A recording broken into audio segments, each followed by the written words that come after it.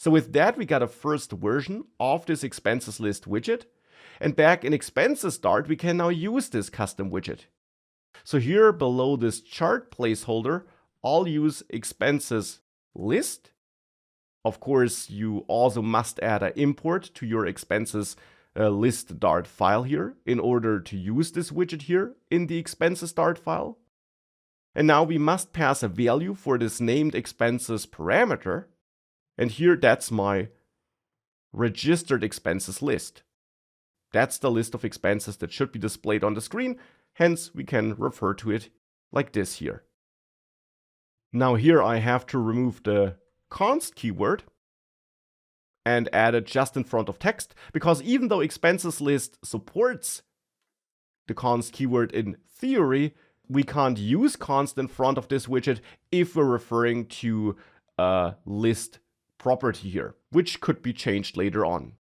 It could be changed despite being final, because we will still be able to add new values to this list, which is one single object in memory. We just wouldn't be able to assign a new value to registered expenses.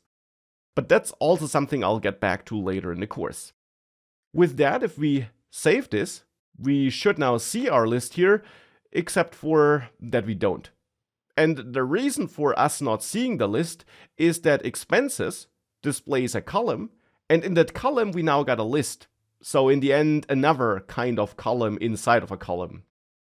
If you have combinations like this, you will always run into problems with Flutter, because it then doesn't know how to size or how to restrict the inner column.